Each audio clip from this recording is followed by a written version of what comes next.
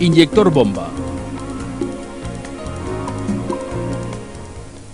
Los sistemas inyector bomba, a los cuales le damos el calificativo de novedad, no son ni mucho menos un sistema nuevo, ya que en los años 50 el señor Rudolf Diesel equipaba sus motores diésel con un sistema de inyector bomba totalmente mecánico.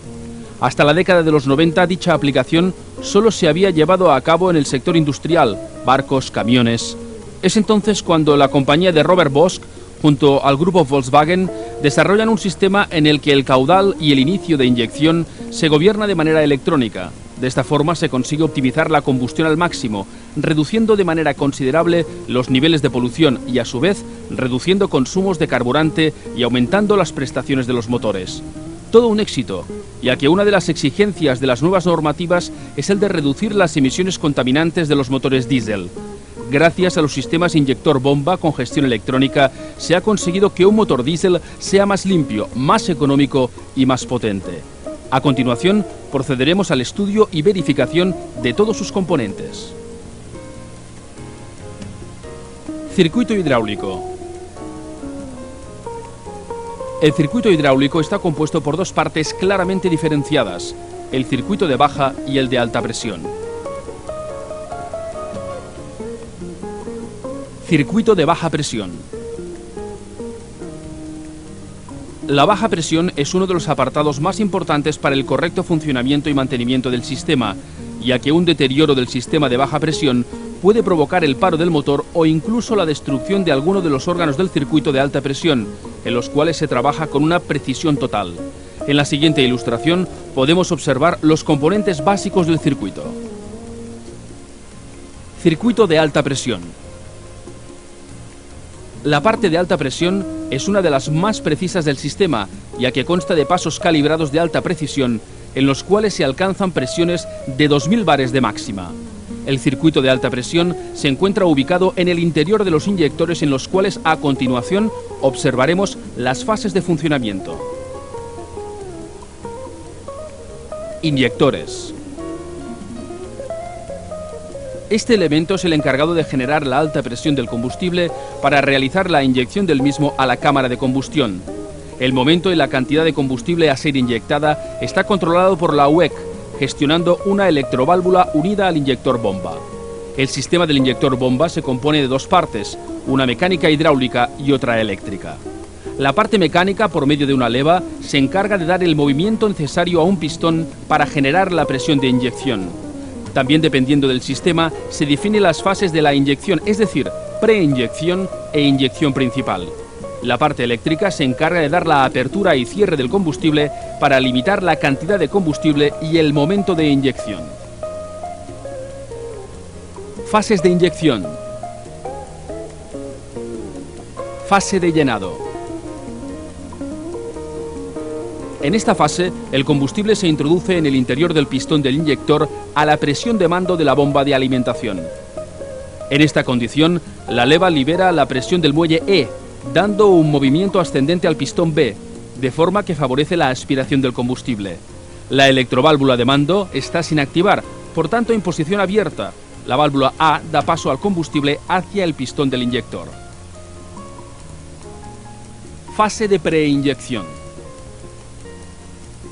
Esta fase se produce en el momento en que la leva G empieza a desplazar el pistón B para comprimir el combustible. En este momento la unidad de mando excita la electroválvula de control C, provocando así que el combustible fluya hacia la aguja de inyección E, y una vez superada la presión de tarado, 180 bares, del muelle antagonista, se alza la aguja E y se inicia la preinyección. La preinyección se finaliza en el momento que el inyector abre, ya que el aumento de presión provoca que el pistón de control B se desplace hacia abajo, provocando un aumento de cilindrada de la cámara de alta presión F, disminuyendo así la presión de cámara y provocando el cierre del inyector hasta que la presión no vuelva a aumentar. Fase de inyección principal.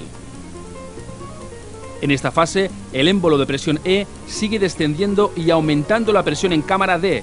En el momento que se superan los 300 bares de presión, la aguja A se levanta de su base y da comienzo a la inyección principal. Fin de inyección principal. En esta fase se finaliza la inyección, ya que la electroválvula D ha dejado de recibir excitación eléctrica, descargando la presión por la válvula E hacia el conducto de alimentación de combustible F. A continuación, pasaremos a ver los sensores y actuadores que monta el sistema, viendo su principio de funcionamiento y su correcta verificación con polímetro y osciloscopio. Sensores. Señal de revoluciones. La señal de revoluciones por minuto viene determinada por un captador inductivo ubicado en el cigüeñal. Los captadores inductivos o de efecto alternador son aquellos que constan de un núcleo magnético arrollado por un bobinado.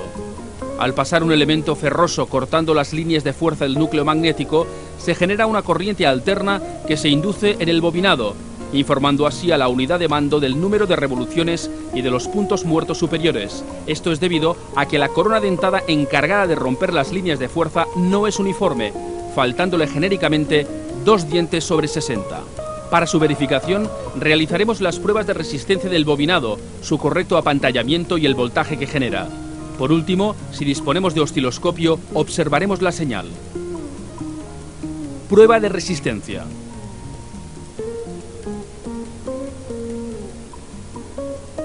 El valor debe encontrarse entre 400 y 800 ohmios. Prueba de apantallamiento. Colocaremos las puntas entre masa y una de las líneas del sensor. El valor correcto es infinito, o sea, totalmente aislado. Prueba de voltaje. Para realizar esta prueba, deberemos seleccionar el polímetro en corriente alterna. Colocaremos las puntas entre las líneas del sensor, accionaremos el arranque y observaremos que el valor debe estar entre 0,9 y 1,8 voltios. Prueba de osciloscopio. Para una buena visualización de la señal, seleccionaremos el osciloscopio en corriente alterna y ajustaremos a 5 voltios por división y 2 milisegundos por división. Colocaremos las puntas entre masa y la línea de señal, accionaremos el arranque y observaremos la onda sinusoidal. Veremos que no existe ninguna deformación y que el valor de pico a pico supera los 5 voltios.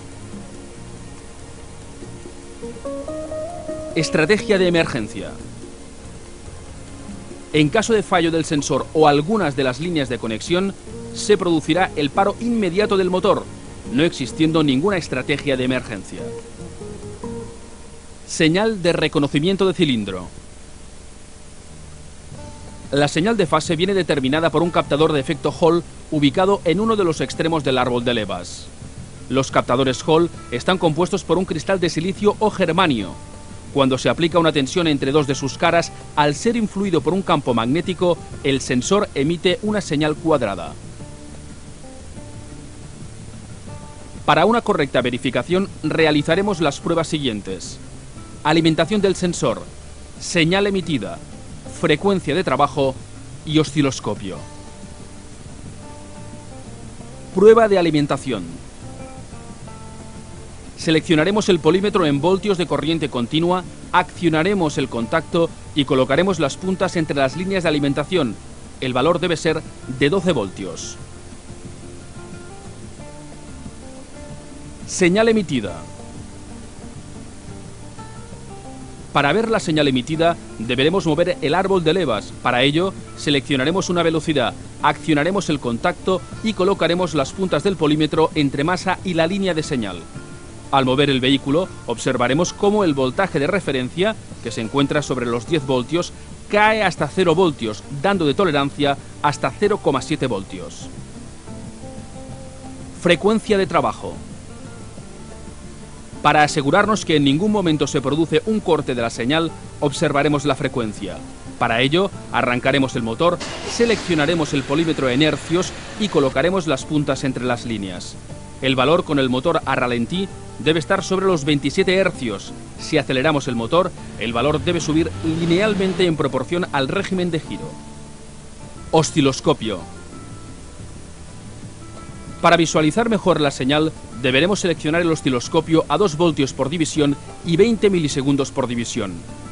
Colocaremos las puntas entre masa y la línea de señal. Observaremos una señal cuadrada que consta de 7 señales por ciclo completo de motor. También deberemos prestar atención al paso por masa, que no debe superar en ningún momento el 0,7 voltios. Estrategia de emergencia. En caso de fallo del sensor o algunas de las líneas de conexión, ante el próximo intento de arranque, observaremos que se prolonga la fase de arranque del motor y una limitación de potencia considerable.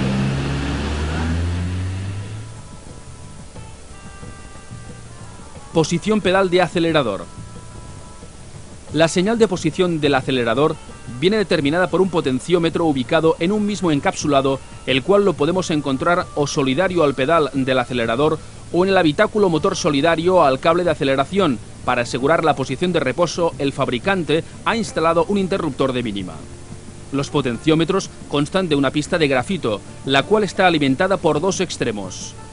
Por encima de la pista de grafito se desplaza un cursor, que es solidario al eje del pedal, siendo así proporcional el voltaje de salida al desplazamiento del pedal del acelerador. Para la comprobación del potenciómetro deberemos realizar las pruebas siguientes: alimentación, señal primera pista, señal interruptor y osciloscopio.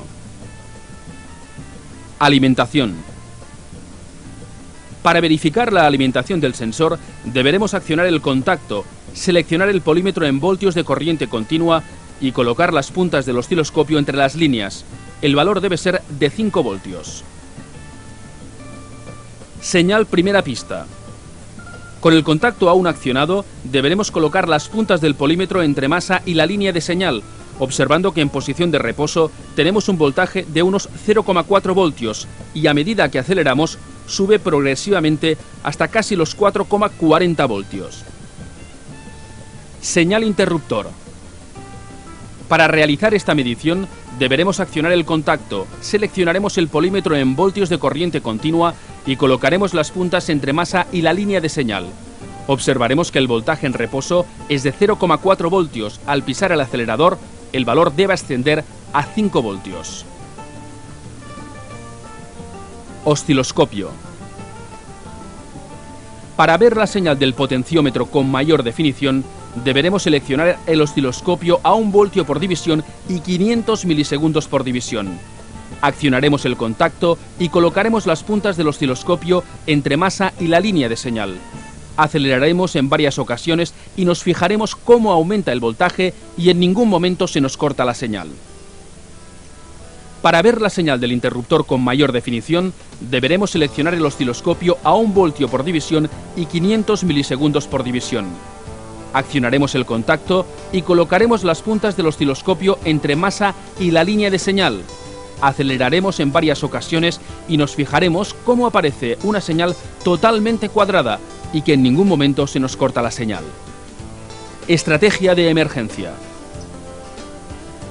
En caso de fallo del sensor o algunas de las líneas de conexión, el motor se elevará a 1200 revoluciones por minuto y se producirá un recorte de caudal, no superando en la mayoría de versiones las 1200 revoluciones por minuto.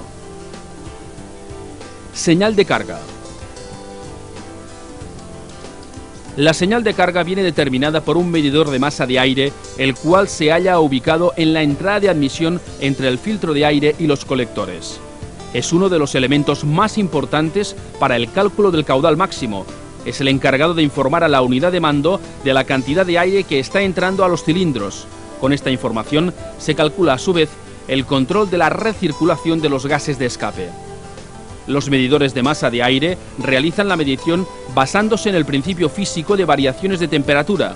Para ello, utilizan un circuito electrónico encargado de colocar una pequeña película de platino entre 120 grados y 180 grados centígrados por encima de la temperatura ambiente. Una vez alcanzada la temperatura de control, al producirse la aspiración del motor, el aire que entra hacia los cilindros produce un enfriamiento del platino que es proporcional a la corriente que el circuito de control tiene que suministrar para volver a colocar el platino a la misma temperatura. Con estas variaciones de corriente se calcula la masa de aire aspirado, ya que en el enfriamiento es proporcional a la velocidad de aspiración, caudal, humedad, temperatura y a cualquier factor que afecte a la variación de masa aspirada. Para su verificación deberemos realizar las pruebas siguientes: alimentación, señal de carga y osciloscopio. Alimentación. Para realizar la prueba de alimentación deberemos accionar el contacto, seleccionar el polímetro en voltaje y conectar las puntas entre masa y el pin de señal. El valor debe ser de 12 voltios. Señal de carga. Para realizar esta medición deberemos arrancar el motor, seleccionar el polímetro en voltios de corriente continua y colocar las puntas entre masa y el pin de señal. Observaremos que el voltaje al ralentí es de unos 2 voltios. Al acelerar bruscamente, el valor debe subir de forma lineal y rápida hasta un valor aproximado de 4 voltios. Osciloscopio. Para ver la señal de carga con mayor definición, deberemos seleccionar el osciloscopio a 1 voltio por división y 500 milisegundos por división. Arrancaremos el motor y colocaremos las puntas del osciloscopio entre masa y línea de señal. Aceleraremos bruscamente en varias ocasiones y nos fijaremos cómo aumenta el voltaje y en ningún momento se nos corta la señal. Estrategia de emergencia. En caso de fallo del sensor o algunas de las líneas de conexión, el motor quedará limitado no obteniendo los rendimientos máximos del motor y anulando la recirculación de gases de escape. Sensor de temperatura de motor.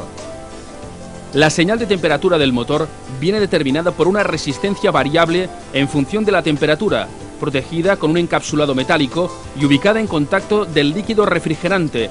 Normalmente lo podemos encontrar cerca de la caja termostática. Los sensores utilizados son del tipo NTC, coeficiente de temperatura negativo. Estos reaccionan de la siguiente forma. A menor temperatura, por ejemplo, 10 grados centígrados, mayor resistencia, unos 4000 ohmios. Por lo tanto, mayor oposición al paso de corriente, quedándonos en la línea un voltaje alto, sobre los 4 voltios. A mayor temperatura, por ejemplo, 90 grados centígrados, menor resistencia, unos 300 ohmios. Por lo tanto, menor oposición al paso de la corriente, quedándonos en la línea un voltaje bajo, sobre 1 voltio. Para su verificación deberemos realizar las pruebas siguientes. Resistencia interna. Señal emitida. Resistencia interna. Para realizar la prueba de resistencia del elemento deberemos desconectar la unidad de mando, seleccionar el polímetro en resistencia y conectar las puntas en los pines del sensor. Si el motor está a 20 grados, el valor debe encontrarse sobre los 3500 ohmios y a medida que se va calentando, su valor disminuye hasta los 200 ohmios. Señal emitida. Para realizar esta medición, deberemos arrancar el motor, seleccionar el polímetro en voltios de corriente continua y colocar las puntas entre los pines del sensor. Observaremos que el voltaje con motor a 20 grados es de 3,8 voltios. Al calentarse el motor, el valor debe disminuir de forma lineal hasta un valor aproximado de 0,3 voltios. Estrategia de emergencia. En caso de fallo del sensor o algunas de las líneas de conexión, el motor quedará limitado suavemente y la unidad de mando conectará los electroventiladores a máxima velocidad. Sensor de temperatura del carburante. La señal de temperatura del carburante viene determinada por una resistencia variable, protegida con un encapsulado de fibra y ubicada normalmente en el retorno del combustible. Su misión es la de informar en todo momento de las variaciones de temperatura, ya que al variar esta, aumenta o disminuye la densidad del carburante, provocando desequilibrios entre el tiempo de apertura del inyector y el caudal inyectado. La señal corrige constantemente el caudal a inyectar. Para su verificación, deberemos realizar las pruebas siguientes: resistencia interna y señal emitida. Resistencia interna. Para realizar la prueba de resistencia del elemento, deberemos desconectar la unidad de mando, seleccionar el polímetro en resistencia y conectar las puntas entre las líneas del sensor. Si el gasoil está a 20 grados, el valor debe encontrarse sobre los 3500 ohmios y a medida que se va calentando, su valor disminuye hasta los 100 ohmios. Señal emitida. Para realizar esta medición deberemos arrancar el motor, seleccionar el polímetro en voltios de corriente continua y colocar las puntas entre las líneas del sensor. Observaremos que el voltaje con gasoil a 20 grados es de 3,8 voltios. Al calentarse el carburante, el valor debe disminuir de forma lineal hasta un valor aproximado de 0,3 voltios. Estrategia de emergencia. En caso de fallo del sensor o algunas de las líneas de conexión, el motor quedará suavemente limitado entrando en cartografías de emergencia basando las correcciones en otros sensores. Sensor de presión de turbo. La señal de presión de turbo viene determinada por un sensor de tipo piezoeléctrico, el cual se halla adosado al colector de admisión. La misión del captador, como su propio nombre indica, es la de informar a la unidad de mando de la presión existente en todo momento en el colector de admisión. Ya que las constantes variaciones de presión pueden provocar rendimientos bajos, polución o rotura mecánica, la señal es vital para realizar el correcto cálculo del tiempo de apertura de los inyectores y el control del turbocompresor. El sensor de presión está compuesto por un elemento piezoeléctrico controlado por un circuito electrónico. El elemento piezoeléctrico, al ser empujado por la presión de aire, sufre una deformación, la cual activa el circuito electrónico calculando la proporción deformada con la presión real, emitiendo así un voltaje de salida en función de la presión ejercida sobre el elemento piezoeléctrico. Para su verificación, deberemos realizar las pruebas siguientes: alimentación, señal de presión y osciloscopio. Alimentación. Para realizar la prueba de alimentación, deberemos accionar el contacto, seleccionar el polímetro en voltaje y conectar las puntas en las líneas del sensor. El valor debe ser de 5 voltios. Señal presión. Para realizar esta medición, deberemos desmontar el sensor y accionar el contacto.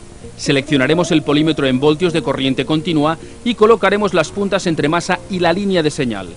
Observaremos que el voltaje a presión atmosférica es de 2,4 voltios. Al aplicarle presión con ayuda de una Mitivac, el valor debe subir de forma lineal hasta un valor aproximado de 5 voltios. Si lo que hacemos es aplicarle de presión, el valor debe decrecer hasta casi los 0 voltios. Osciloscopio. Para ver la señal de presión con mayor definición, deberemos seleccionar el osciloscopio a 1 voltio por división y 500 milisegundos por división. Arrancaremos el motor y colocaremos las puntas del osciloscopio entre masa y la línea de señal. Aceleraremos en varias ocasiones y nos fijaremos cómo aumenta el voltaje y en ningún momento se nos corta la señal. Estrategia de emergencia. En caso de fallo del sensor o algunas de las líneas de conexión, el motor quedará limitado no superando en la mayoría de versiones las 2300 revoluciones por minuto. Señal de frenado. La señal de frenado viene determinada por un interruptor ubicado en el pedalier, el cual recibe una tensión de referencia que al accionar el pedal de freno deriva la tensión de la línea a masa. En algunas versiones, la señal de frenado puede proceder del mismo interruptor encargado de iluminar las luces de freno. La señal se utiliza para la verificación del calado del potenciómetro de acelerador y para realizar el corte en retención. Para su verificación, deberemos realizar las pruebas siguientes: señal emitida y osciloscopio. Señal frenado.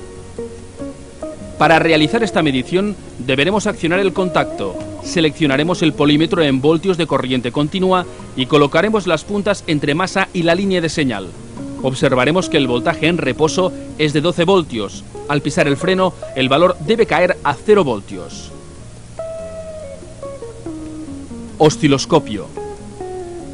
Para ver la señal de frenado con mayor definición, deberemos seleccionar el osciloscopio a 2 voltios por división y 500 milisegundos por división. Accionaremos el contacto y colocaremos las puntas del osciloscopio entre masa y la línea de señal. Frenaremos en varias ocasiones y nos fijaremos cómo aparece una señal totalmente cuadrada y en ningún momento se nos corta la señal. Estrategia de emergencia. En caso de fallo del sensor o algunas de las líneas de conexión, el motor quedará limitado, acusando falta de potencia. Señal de embrague. La señal de embrague viene determinada por un interruptor ubicado en el pedalier, el cual recibe una tensión de referencia que, al accionar el pedal, deriva la tensión de la línea a masa. La señal se utiliza para conseguir una conducción más confortable, recortando el caudal en la próxima aceleración después de recibir la señal, consiguiendo así, con la nueva velocidad, una aceleración más progresiva. Para su verificación, deberemos realizar las pruebas siguientes: señal emitida y osciloscopio. Señal embrague.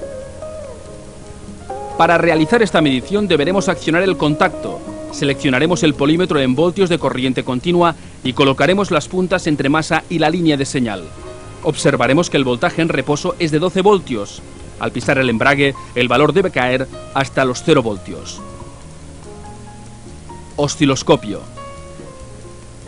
Para ver la señal de embrague con mayor definición, deberemos seleccionar el osciloscopio a 1 voltio por división y 500 milisegundos por división.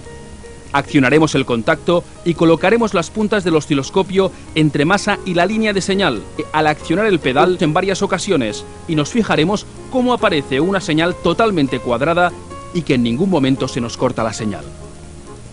Estrategia de emergencia.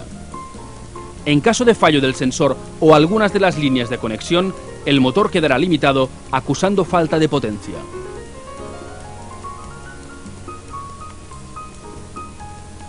Inyector bomba.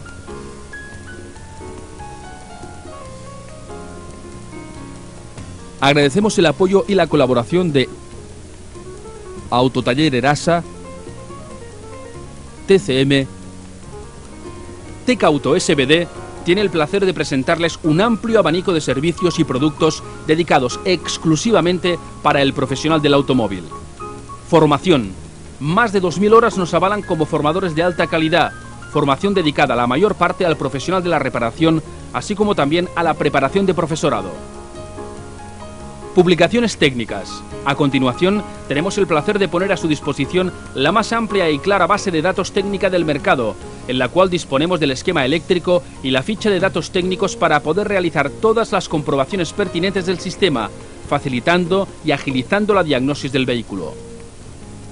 La videoformación también es una de nuestras preocupaciones, ya que el profesional no siempre dispone del tiempo necesario para la asistencia a acciones formativas presenciales.